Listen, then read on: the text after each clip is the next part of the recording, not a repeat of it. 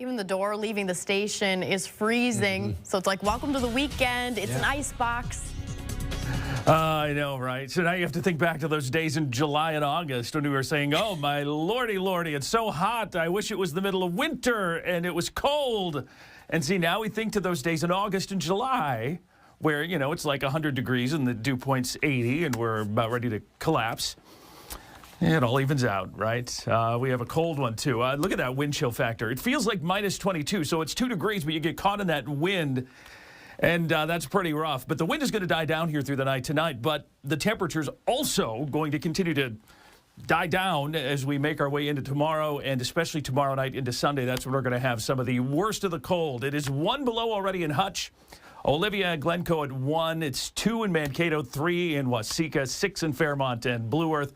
Well, we have a nice balmy 10 down in Kasuth County. Algona currently at 10 degrees. Roads are, fine, I guess. You may want to give yourself a little extra time. We do have some blue. We've had a little light snow through the day today, and just enough stuff to keep the roads not great, and that's going to be the case here.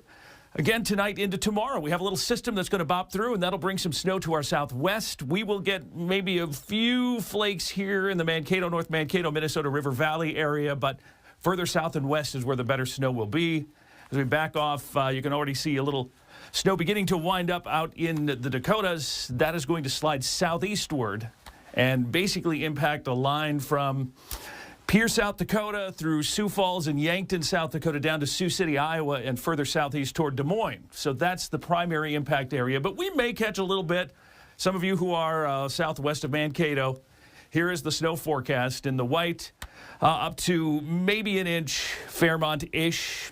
But the last model roads have kind of shrunk that in just a little bit. So we're going to be keeping an eye on this, but it looks like 2 to 4, maybe 5 out there in South Dakota. Here's the hour-by-hour futurecast as we go through tonight into tomorrow morning, 2 a.m.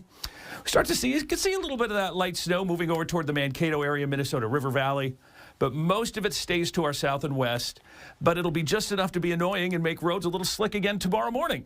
Then temperatures change. We're going to bobble around either side of 0 through tomorrow, and then everything drops real fast, 14, 15, 16, some places 20 below 0 by the time we hit Sunday morning. Highs tomorrow, single digits either side of 0, lows on Sunday morning.